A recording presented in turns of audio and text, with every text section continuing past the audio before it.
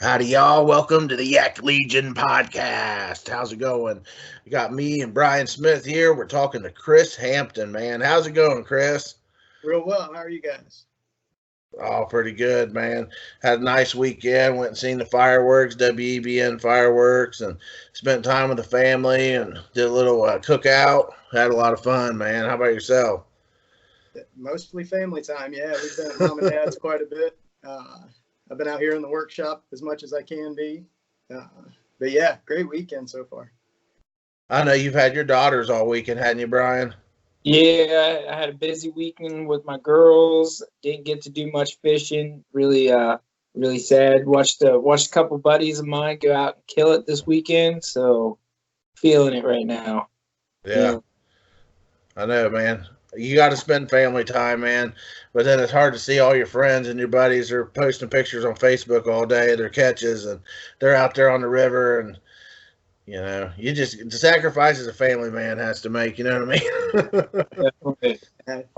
So as long as so they I know get to look at mine Chris. sometimes too. Yeah. Well, I know Chris, man, you're a good fisherman. I've seen a lot of catches from you around the Cincinnati area, man. Big bank fisherman. We'll get into all that. But I know recently, well, for a while now, you've been pouring your own soft plastics. Yeah. Actually, the pouring of the soft plastics actually started happening after I got into making molds. I started out trying to look at making lead molds. So I was working with some high temp silicones and stuff like that. And every step of the way, it just kept leading back to making soft plastics. So Yeah. I've gotten to that point now, and it's a lot of fun. Wow, man. Did you ever pour like lead for jig heads or sinkers or weights? Oh yeah, I do that. So you had a little experience with molds before this. Yeah. Actually, some of my work experience as well. I worked for a company that designed and built automotive interior molds.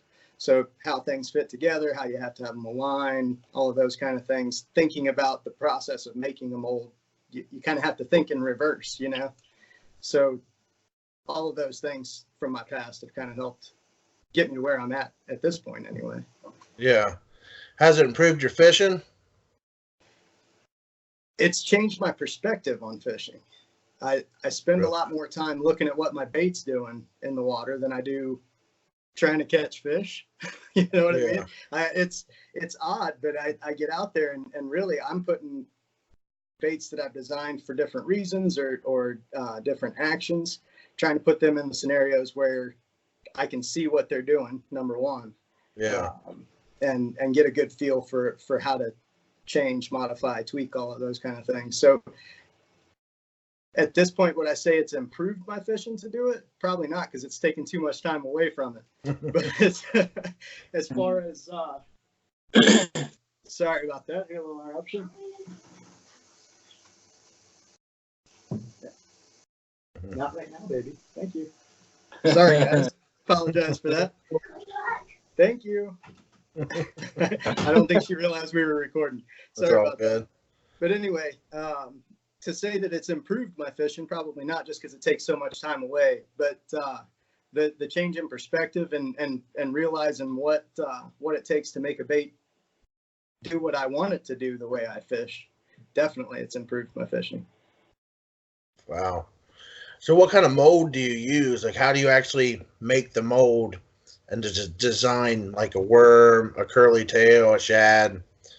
The design process, I'm actually using pretty high-powered software from Autodesk called Fusion 360, and it's actually available to anybody that wants to get started learning how to do CAD and CAM and all the things that it'll do.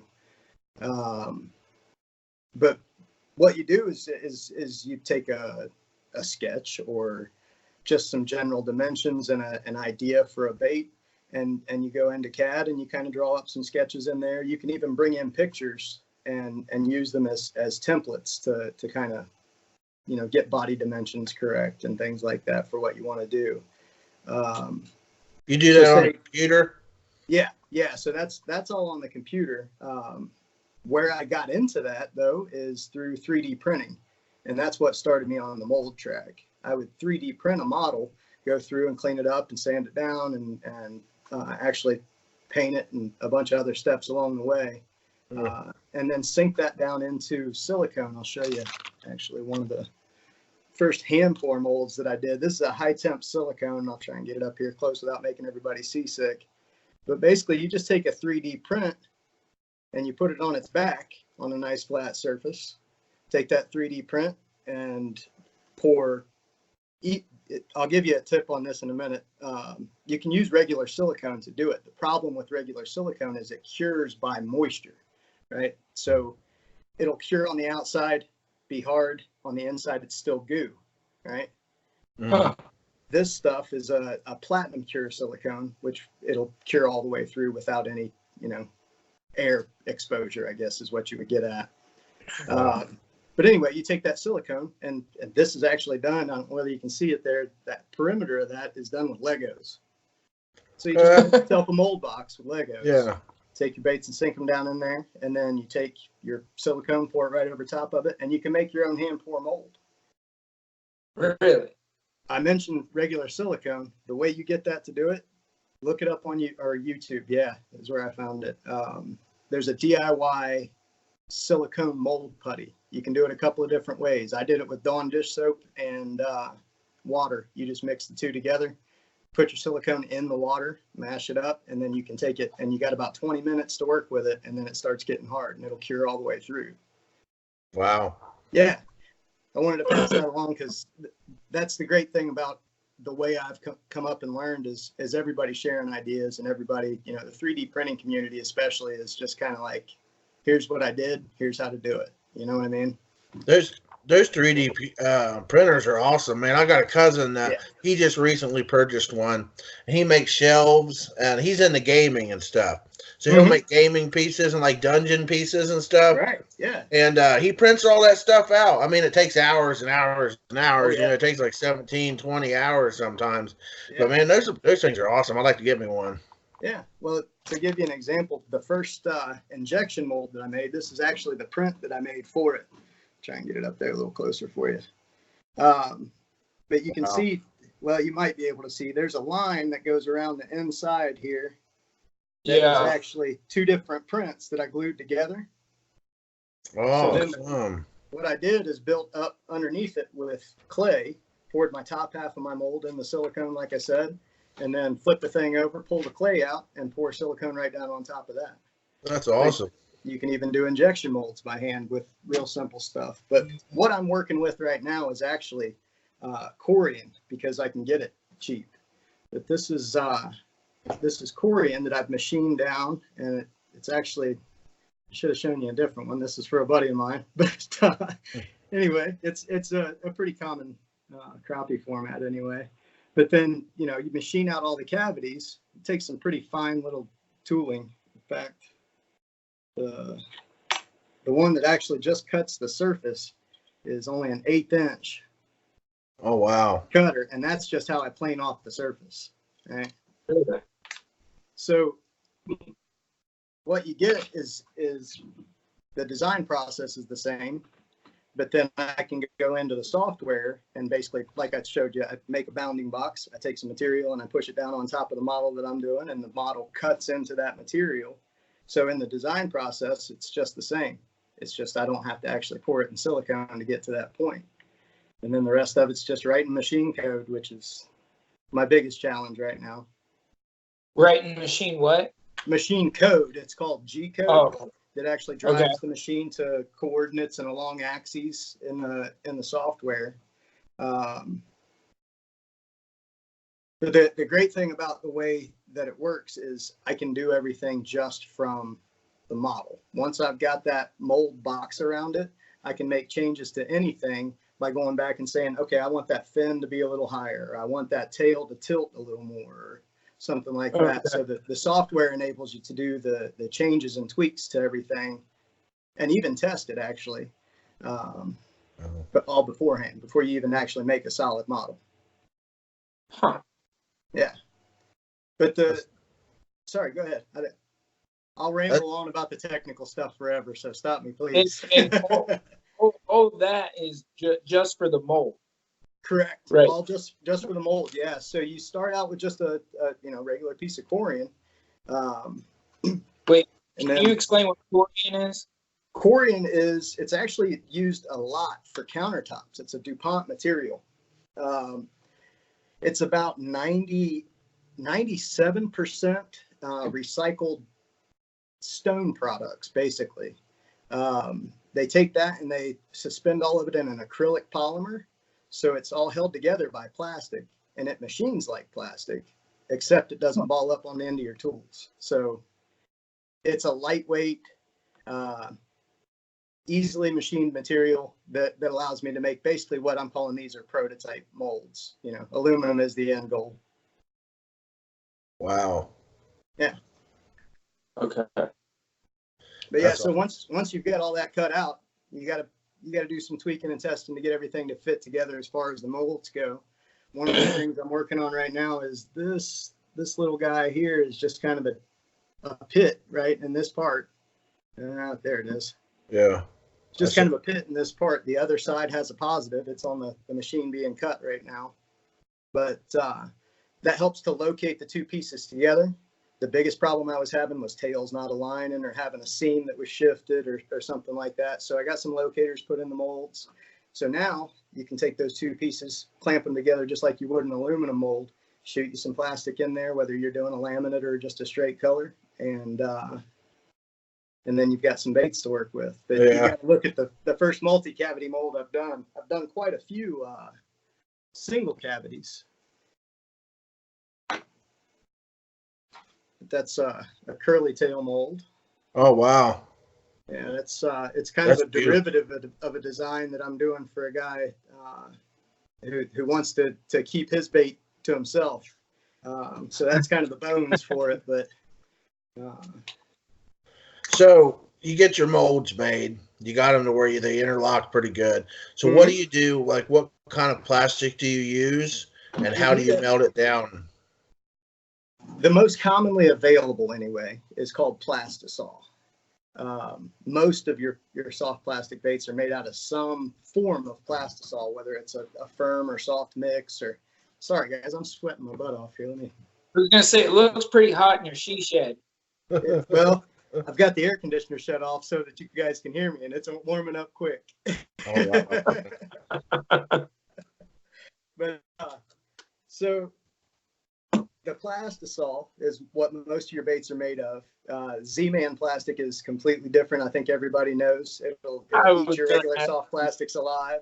Yeah, I was gonna ask you the difference between like the Z-Man, like the Ned rig type worms, and the stretch that you get out of those compared to others. But that's my understanding is that's a two-part, almost like a silicone rubber, but it's a proprietary formula that they, I think, actually had sold to Strike King at one point in time, if I'm not mistaken, and Strike King didn't want to do it anymore, so they came out with their own stuff at that point. Is the way I understand how it worked out. Wow. Okay. But yeah, so your regular plastisol, the nice thing about being able to pour your own plastics is you can take those ones, bluegill nip the tail off for your swim bait on the way down to big fish, and you tear them up. I get them caught in the line, all kinds of stuff. When you tear them up, they're still useful. You can cut them down and you can reuse that plastic, or ideally you would buy fresh plastisol from. There's Lure Craft has their own stuff. Jan's Netcraft sells, I think theirs. The one I use is called Dead On Plastics, just because it took a lot of the formulation of hardeners and softeners, and it doesn't scorch very easily, so it's a lot easier to work with. But Dead On Plastics, they've got a couple of different blends, one that floats and one that sinks. Just getting ready to start with the floating one. So you take that material, melt it down, suck it up in an injector, or leave it in a Pyrex cup. Here's a green pumpkin that I'm working with, but just a regular measuring cup. You can melt it down in the microwave. I know guys use Presto pots, like the crock pot cooker things. Yeah. There's some that you can modify to melt down plastics. But once you've got it in an injector in your cup, then you hand pour your bait, or just shoot it directly into the port. You could probably see at the top of the mold there. So that guy, comes together with that guy. Just pour it in. Yeah, and this is a dual injector, but that nozzle then slips down into the end of your mold. Oh wow! Yeah. And you shoot your plastic down in there. The advantage to injection is you can get a lot finer detail. You can get that plastic to push into cavities better. But hand pours, man, you can do multiple layers of color. You can do where you kind of wash it on the inside and have a color on the outside of it, color on the inside. You can paint them. You can do all kinds of stuff with them. But you can't do that with the injection. You can't mix colors. You can get. There's several different ways of doing it. You can actually do a laminate, which is going to give you something similar to what we're used to seeing with a dark back and a belly. There's some that you can get a triple injector, and I think up to a quad injector. So you can go do 3 or 4 colors, but that's going to keep them kind of separate, or at least that's the goal of it. There's another thing called a C block that you can do a swirl pattern, so it kind of just marbles the thing. But you're a lot more limited to what you can do with the injector because of the process that you have to go through to get it in there. You can do all kinds of stuff, but you got to cast one whole piece, cut a tail off, and stick that back in your mold, and then put color in front of it, or things like that. So there's some pretty wild combinations you can do, but to do a straightforward injection, you've only got a few options, and it depends on how you mix your color into the block. Okay, cool. Wow. Go ahead, Zach. Wow, man, that's awesome. So, where did you get all your equipment at? Is it you ordered off Amazon or? Yeah, pretty much. Really? The stuff that I'm using now, I've tried to stay pretty basic. So I've got the dual injector, but it's just kind of a cheap knockoff. Not the big brand name. There's a company, Bass Tackle, I believe is their name. But they make a great injector that's super smooth bores and all of that kind of stuff. Little more tailored to the guys that are trying to make 100 baits at a time, where I'm just trying to see if the mold works. Have you made any money off of selling any soft plastics? Made money? No. I've had a few people kind of throw me a few bucks here and there for plastics that I've handed out to them and stuff like that. It's definitely a direction that I want to go. I talk a lot about doing everything custom. I'd like to be able to say, you want to make a mold and you want these specific colors to be in those places, and I'll make that bait for you, right? I can make you a whole run of those kind of baits. But I prefer to stay on the custom side of it, where I'm making an order for each individual customer, rather than having a big inventory of plastics that I've made that may or may not sell. You know what I mean? Gotcha. So in the long run, making your own soft plastics versus buying them at the Bass Pro Shop, do you think that's going to pay out making your own versus just buying them, or you'll have more money into it? For me, it would.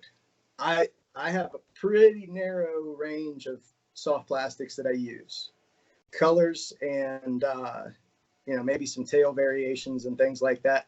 And being able to make my own molds, all of that combines to make it where I can squeeze in maybe maybe a little bit of savings. But by the time you really get into it and get the good equipment and all of that, it's as much of a hobby as fishing, I would say. The hand pour is probably the way to go if you're looking to save more money, because then you don't have to buy the injectors, you don't have to buy a whole bunch of stuff. You can make your own silicone molds, and you can go out and have a great day fishing with them.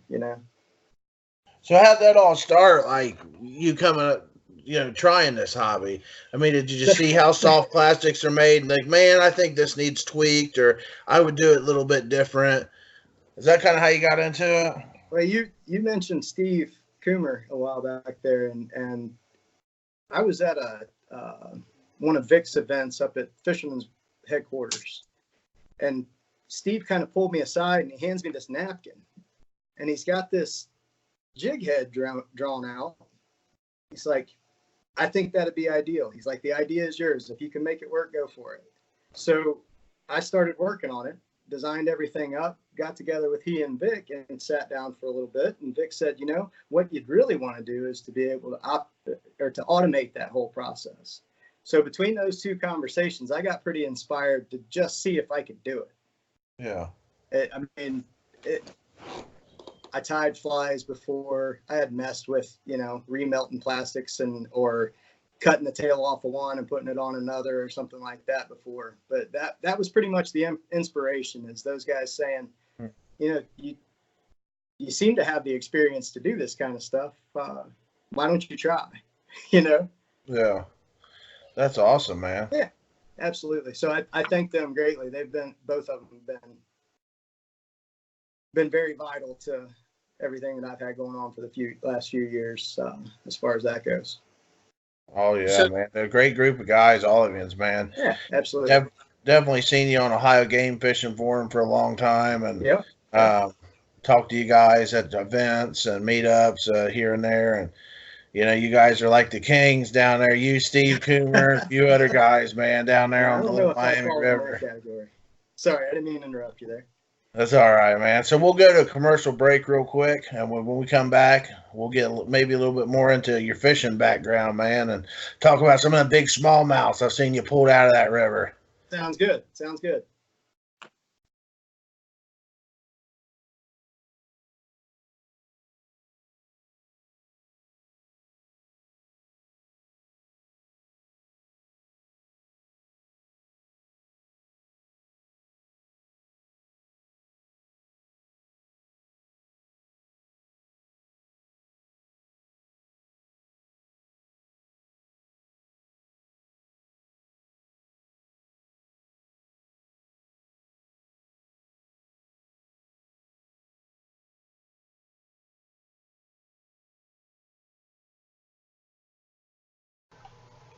And here's a word about our new sponsors.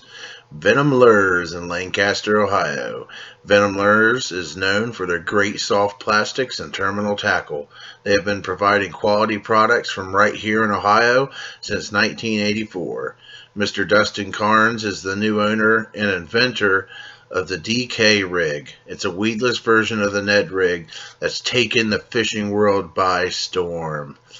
You can check them out at venomlures.com.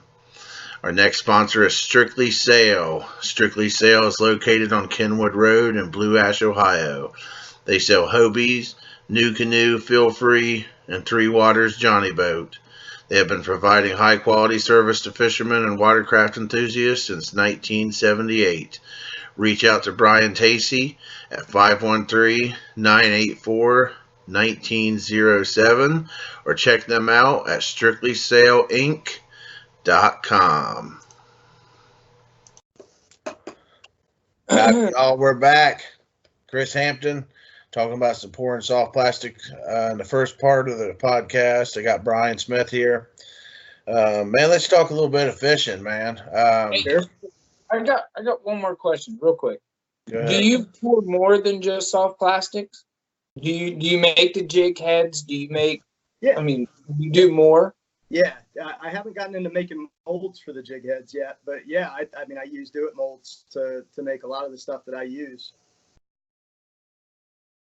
Okay, so if somebody it's listening now, is interested, and they have an idea for their own jig head, they can call you up, message you up, and work something out with it. Yeah, I could definitely do design on all of it. I've got a machine shop with the lead. You want to be in, like I showed you, the high temp silicone, or you want to be in aluminum. But I've got a machine shop that I'm working with directly, a good friend of mine and an amazing machinist that he said he'd do some quotes for me if I had the business. But yeah, if you've got an idea for a jig head, you've got an idea for a bait, I can help you for sure. Awesome. Sorry. Oh, another question. Do you recycle your old soft plastics? I do. Yeah. I've got a few stages of, okay, these have been through the mill a few times, so that all goes into the mix and just makes black, because you're just not going to get a good color out of 3 or 4 different variations of some shade or something. But But yeah, Okay. you can. You know, you asked about saving money. That's probably where I haven't thought about the numbers, because in recycling all of that, you can definitely save a ton of money. You know, bringing all that back in and making new baits rather than buying a pack at $5, $6, $7, $8 a piece or whatever they are nowadays. You know, Yeah. some of them up to 10 or 12 I've seen, even for a 4-inch swim bait. Oh yeah. They're expensive, man. But then you're mostly looking at black and color. Yeah, it depends on how you do it. You can still do laminates. In fact, if you guys are familiar with Hammered Baits, he does a lot of work for the guys over at the Heroes on the Water thing, and he'll take those scrap plastics that he gets and kind of combine them to make different colors, and then you can go back to doing, you know, you could do a pearl color and use a different color for the back and have a laminate still. Huh. Wow. So how do you add color to the plastic, or do you just buy colored plastic chunks? That is an option. You can buy the chunks, and you know, you add salt hardener and softener and stuff like that to it, I believe. But they've already got the color pre-mixed, which is, it's a pretty good deal, really, when you don't have to worry about trying to get that last little shade of brown or something in, you know, green pumpkin. But the colors, the way I do it, is all suspended pigment in what amounts to worm oil, is what they call it. It's I can't even remember the technical name for what it's called, but it softens the plastic. It's a component that's in the plastisol, so it keeps the color in there, and you can actually even use it to carry scent into the baits as well. Wow. So for someone starting out pouring soft plastics, what's some basic advice you'd give them for maybe just getting the equipment that they need? To start out, I mean, just to take your old soft plastics, melt them down, and make new plastics. All you need really is a little microwave. Something around like 1,000-watt microwave is going to be pretty consistent with, I found, most of the YouTube videos that would help you get started with something like that. You need some Pyrex cups. I used I think these are, what are these? Just 1 cup measuring cups. That gives me about 4 ounces of plastic that I'll allow to be in there, I guess. I don't want it to overflow. I want to be able to kind of stir it up, those kind of things. So don't overfill your plastics when you're melting it down, because it's molten plastic and it's like lava. It just burns more the longer it's on your skin. You know what I mean? Yeah. It just keeps going. Trust me, it hurts. Oh, So I think. Do you have a story behind that?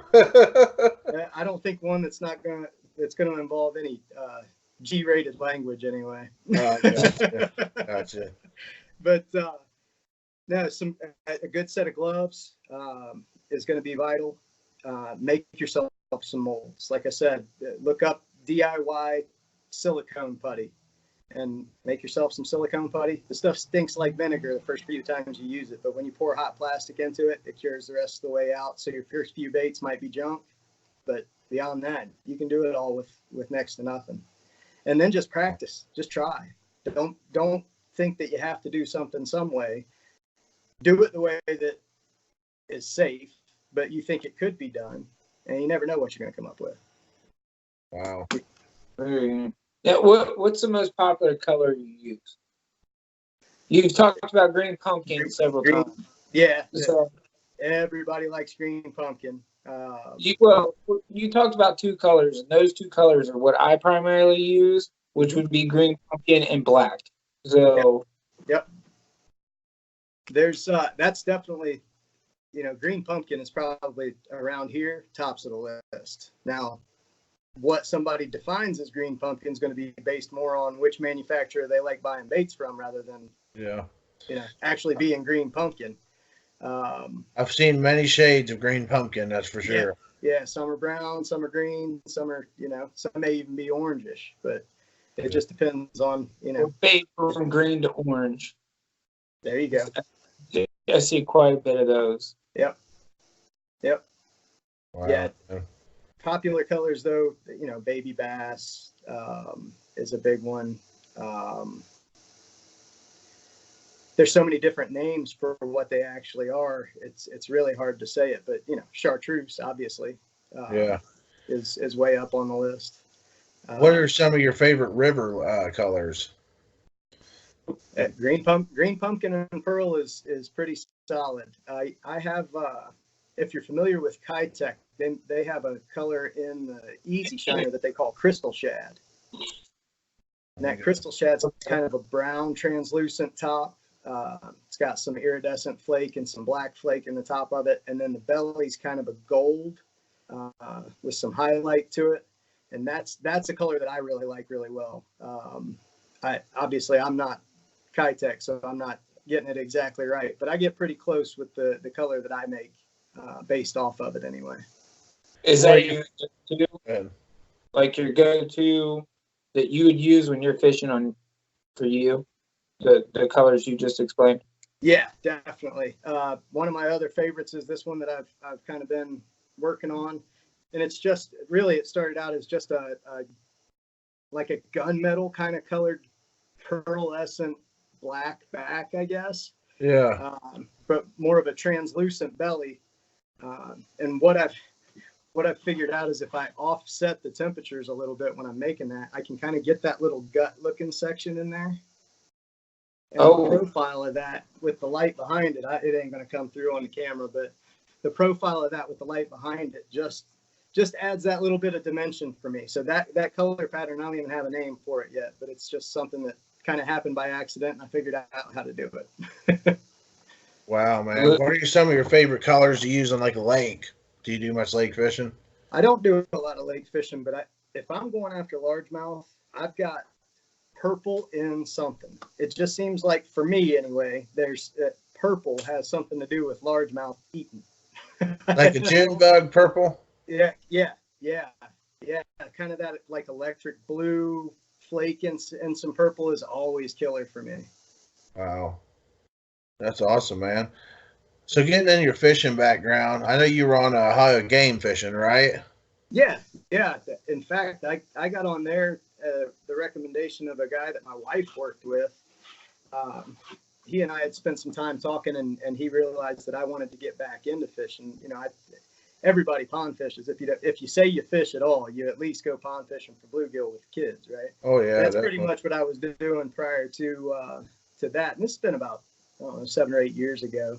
I got on there and just started reading everything anybody'd say, and wow. I guess I figured a few things out anyway, or at least thought I did. People used to give a lot of spots away on that site. Man. And you can find out where the fish are biting pretty easy on there. Everybody got secretive eventually, but hey, you still got to catch them though. That's always that's always my contention with that is, you can lead a horse to water, but you can't make him catch fish. So that's really when you got into fishing, became like a farm pond fisherman to, seriously going after the river fishing. Yeah. River fishing, the moment for me actually that I decided I was river fishing, I was on the Pere Marquette River up in Michigan with my wife's uncle actually. He's a pretty accomplished fly fisherman. He took me out after the salmon were just starting to move up into the creeks and streams, and he took me out there and we stood. I mean, it couldn't have been a hole any bigger than the shed I'm in right now, and we just caught salmon all day long. Never landed one because we're in basically Twin Creek sized water. Yeah. But you're any local creek, you take that size water and you put 10, 15, 20 pound salmon in there, you're probably not going to have too much option for landing them. But boy, was it a fight. Oh wow, that's awesome, man. Yeah. So how long you been fishing Little Miami River? Little Miami. Great Miami too. I fish kind of infrequently on the Little Miami, just because I don't end up over that way a lot. Yeah. I live close to the Great Miami, and I spend most of my time outside of this bait room and work on that river. Yeah. So 6 or 7 years is probably the best fair estimate. Before that, my only experience fishing it was really catfish and carp fish and things like that. Wow, man. So you used like what? How did you become such a fisherman you are, man? Because I've seen so many big smallmouth on your Facebook profile on Ohio Game Fishing, man. The the best answer I can give you there is fishing. That's Yeah. how you get to be a good fisherman. You got to fish. But the biggest influences, we mentioned Steve Coomer. Guys like Rob Wars has always had an ear for me, or at least something to say. A direction to go or a tactic to take. I read pretty voraciously on just about anything I can. Fishing took up a lot of that time for a while. Guys like, man, I don't know why names are evading me right now. Again, Steve Coomer. Yeah. Dan Gapin is a big one. I still haven't gotten a chance to read the one book that I really want to by Billy Westmoreland, them Old Brown Fish, I believe is the name of it. Gaben, you mentioned him, right? Yeah. I met him just a few years ago. I know he passed away a few years ago, but I met him probably a year or two before he passed away at the Cincinnati Boat Show. And man, he gave me a few little tips for the river, and I bought his DVD and a couple things off of him, man. Awesome fisherman, man. Awesome feller too. Yeah. Oh yeah, and a wealth of knowledge for sure. His Big River book is actually pretty much, I don't know, there's at least 2 or 3 chapters I know for sure that he's fishing from the 3 dams on the Ohio closest to us: Markland, Meldal, and Greenup. Is Greenup? Yeah, Greenup's pretty close. Yeah, That's up towards Portsmouth. yeah, but his book is written in those channels, pretty much. He goes through everything about him. It's pretty neat. But yeah, I'm not aware that he passed away, though. I don't mean to call you out on that, but he was up at Columbus last year. If you've heard something, let me know, because I'd like to get word out to some of my buddies too. He's the river rat guy, right? Yeah. Mm-hmm. Okay, I might be thinking of someone else then if he didn't pass away. I know I met him. I just hope not. That's all. Yeah. Yeah, I might have to Google that.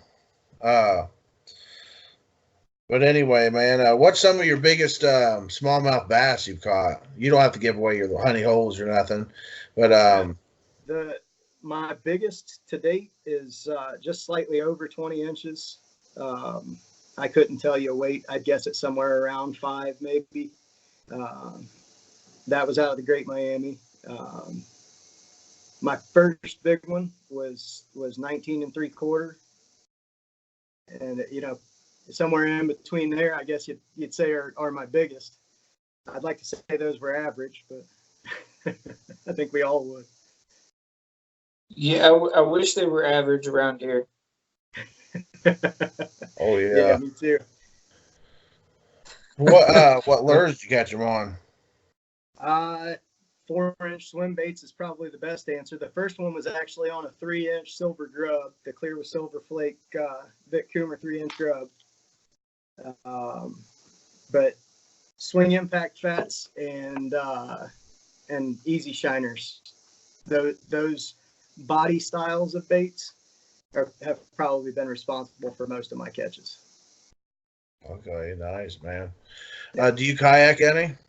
I do. Yeah, I love the kayak. In fact, we do it more as a family nowadays than I do for fishing. I've got to sit in, so I get pretty frustrated trying to fish out of it. So it becomes transportation a lot for me as far as fishing related goes. But man, take the wife and the kids out on the river and there ain't nothing better. Find you a rope waiting somewhere. Oh, wow. So you use your kayak to get from area to area to bank fish? Is what? Yeah. Okay. Yeah. What kind of kayak? It's an old Ascend A10 that added some rod holders and all of that kind of stuff into. Very cool. Yeah, Don Gibson is not dead. I'm thinking of somebody else. Who am I thinking of then? I'm not quite sure. Sorry to interrupt you on that. No, I'm just glad. Honestly, I'm glad to hear it. I thought maybe you had heard before I did. So I'm Yeah, glad. I got you. That's awesome, man. So, man, on our show, we usually do like a fishing scenario game, right? We're only give you 3 fishing scenarios, and the third one's kind of crazy.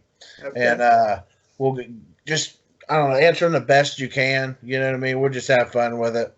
Um, you have any scenarios, Brian, you thought up? No, I'm good. I want to hear yours. I got you. Say you're on a river, man. It's a day like today.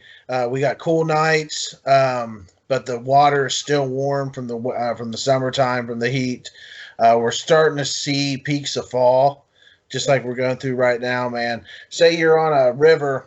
Say it's about the size of the Little Miami River, but it doesn't have to be the Little Miami River. It has a lot of flows that are similar. What's your best approach to fishing this time of year for smallmouth bass or for largemouth? Time of day is going to have a lot to do with presentation for me. What I'm going to be throwing, obviously. I think the water temperature plays a pretty good factor there too. But when it comes to that, I choosing a bait anyway. I'm looking for what bait fish I can see. You know, what am I going to start trying to imitate? What do I know is here? If I'm not seeing bait fish, I'm throwing something that's going to stick to the bottom and allow me to bounce around like a crayfish, whether it's a tube or whatever bait may be, you know, optional depending on what I'm seeing. But I'm looking for them to be on the feed bag pretty much all day long. Whether they're feeding heavily or not may be a different story, but when the water temperatures are high, those fish are eating. They can't help but do it. Yeah. So, well, you know, on a day like today, if I went out now, let's say, I'd be throwing probably up close tight to riffles until sundown with some smaller, darker swim baits and just something heavy to bounce on the bottom. Back into the pool, I'm going to start looking to throw top water as the night comes on. Wow. What's your favorite top water? My truly favorite top-water is the spook. I just don't fish it well. I'm confident in it.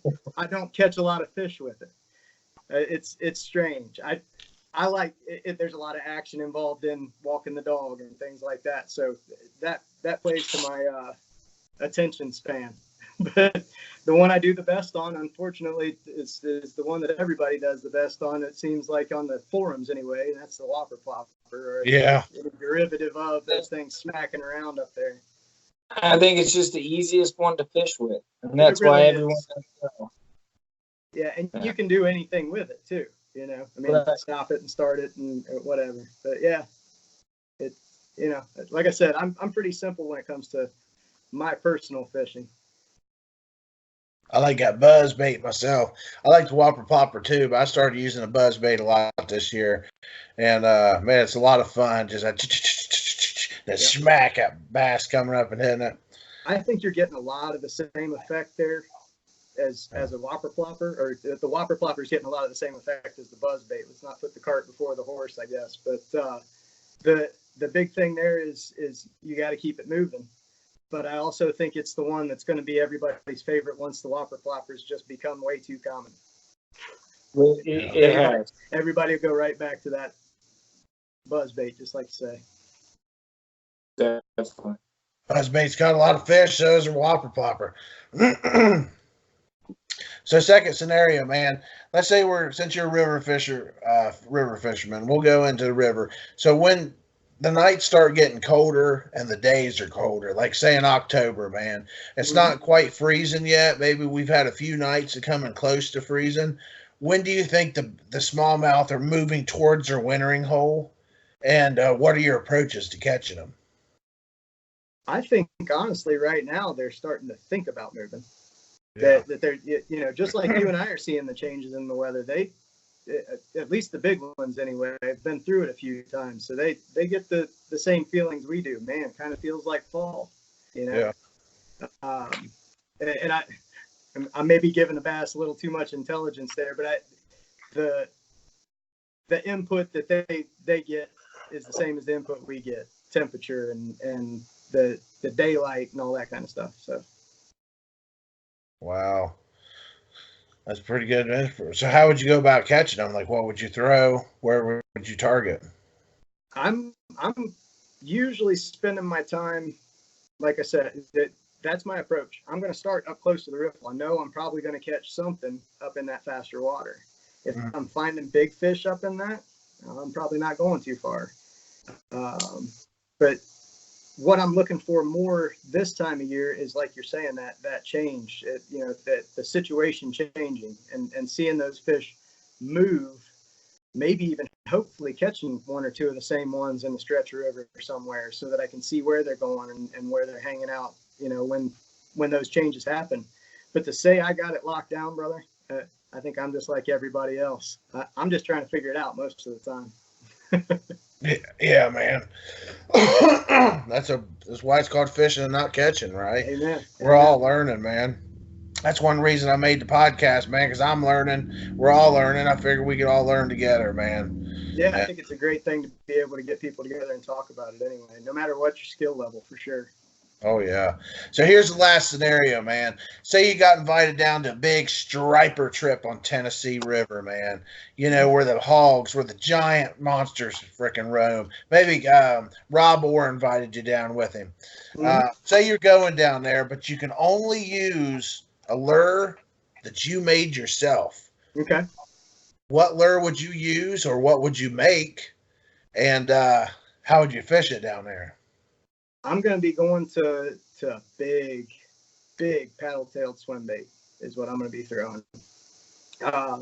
And maybe not even paddle-tailed, maybe something even with a slower kick, kind of similar to like a Huddleston kind of kick in the tail, where it's just kind of working. Yeah. But I'm going to be throwing it in fast water, so I need it to be able to move as well. Something probably upwards of like 5-6 inches, probably, depending on time of year. Maybe even up into the 8s and 9s, I would think you could get away with for the big girl. The big stripes are going to be chasing those big skipjack and things like that around. So that's definitely the body style that I'm going to be looking at, is a swim bait with that wider profile from the side. And I'm probably going to be throwing 3 or 4 ounces for the places that I can imagine I'd be invited to. Well, that's awesome, man. I wish you luck down there. Yeah. So I know you mentioned you had some kayaks before, man. What kayak are you on? Right now I'm on an Ascend A10. Just, bare bones, basic, roto molded kind of thing. The one I've got my eye on is going to have a sit on top format more than anything else. I don't necessarily have a model in mind that I'm looking for, but it's in order for me to start fishing the river on a kayak, I'm going to be going to a sit on top. I found it too frustrating for me anyway, fishing out of my sit in to fish the way that I want to fish. Not saying it can't be done by any means. You should definitely check out the Bonafide 107 for river yak. And I just demoed one a couple weeks ago at Raccoon Creek. Amazing. Nice. I'll check them out. I've heard the name several times for sure. Yeah. Oh yeah, definitely, man. Hobie's a good option too. Yeah, so they make a lot of good kayaks, man. You got Brian Tacey there. He'd hook you up with something nice, man. You might want to get a hold of him. Do you ever fish big rivers? Not on the kayak. You don't fish the Ohio River, just on the bank? I usually am fishing from the bank when I'm down there, yeah. Do you fish it often? I'm going to say probably a dozen times a year is where I'm at with it right now. I mean, like I said, I've got the Great Miami a couple of blocks from the house. I've been around it most of my life. I know the areas it flows through, and I know people that live in them. So that's my home for most of the time. Wow. I've had my Hobie PA out on the Ohio River one time, and I was comfortable with it. I got into some current. Now, I didn't go out when the river was crazy. But I went up and down the river. I got skunked that day, I think. But, man, it handled the currents pretty good. That's where I would say I haven't ventured there. I don't feel comfortable in the Ascend to get out on the big water like that. I'm That's not going to be able to dangerous. maneuver and get out of the way. Yeah, there's guys that I know that fish them on the river on the Ohio. I'm just not that confident with it. Gotcha. Yeah, I know that. That was Memorial Day when I went out there, and I was just staying at Shawnee State Forest, the campground down there, and I went out Shawnee Marina. And man, it was fine. About 9, 10 o'clock, you had the jet skiers coming out. You had the pleasure boaters ripping up and down, and that's when I was like, well, I was starting to get a little uneasy on it. So I headed back in and went down to Shawnee Lake and ended up catching a few small bass. But man, I had a lot of fun on it. I know I got my Perception Striker. I go down to Little Miami River a few times a year and like to fish that. I want to fish it more than I do. It's a lot of times hard to find guys that'll want to do pickups with you. You know what I mean? It usually takes several cars to do a real long trip, and it's just hard organizing that anymore. But I definitely want to do some more river fishing, man. And I've definitely followed you on Facebook for a few years now. I was real impressed, and you're a real knowledgeable guy, man. And I appreciate you coming on the show and going into your hobbies and talking about fishing. Yeah, absolutely. I hope somebody found it useful. But I'm, HS&P Custom is on Facebook. You can definitely reach me there and ask me questions or send me messages directly as well. Can you say that again? What is it called? HS&P Custom. It's the and symbol, I think, that I used for the name on there. H&P Custom. Yep, Hotel Sierra and Papa. Very nice. Military? No, just No. I worked doing cable contracting for a long time, so Okay. the call letters carried over. Gotcha. Do you have any sponsors or any pro staffs? No, I'm pretty much kind of doing things my own. I've got, I like to hand out baits, so I hand out stuff. I've passed stuff off to, Josh Eldridge has fished some of my baits and jigs. Guys like Jason Myers. I'm sure you've seen Jason all over Facebook.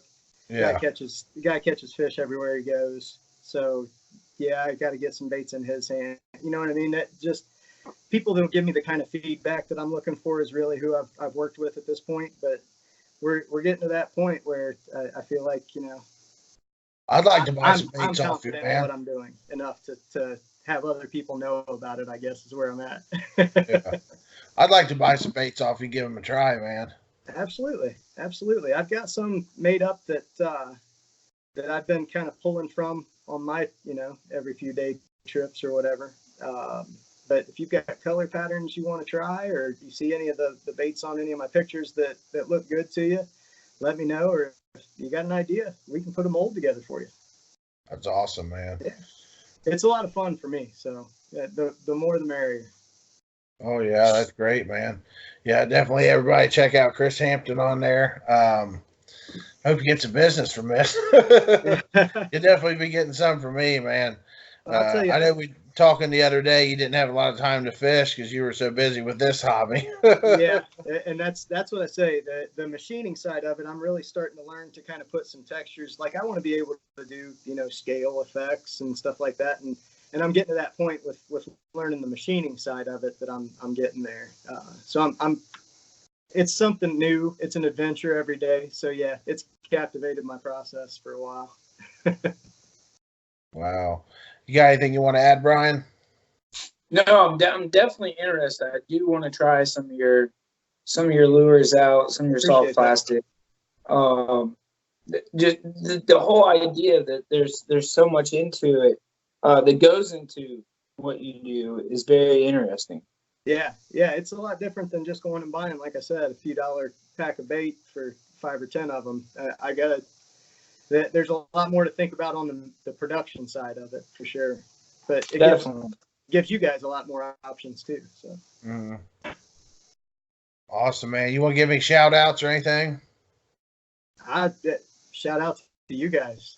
It's the best I got. I really appreciate you having me on. This was a totally new experience for me and kind of unexpected to be invited. So I greatly appreciate it, and I appreciate you putting the word out. Oh yeah, man. I got a lot of respect for you, Chris, and I was happy to have you on the show, buddy. I was happy to talk with you, man. Like I said, you're one of the few good ones that remain in the world. Most of them are fishermen anyway. So let's talk fishing. Thanks, man. That means a lot, buddy. Well, I appreciate everybody listening. You want to get a hold of Chris? What's that website again? HS&P Customs on Facebook is where I'm at right now. HS&P Customs. Custom Fishing. Sorry. Yeah, look up Chris Hampton, man. He's got some awesome stuff. You'll definitely be interested. Give him some business, man. I appreciate you guys. All right, later.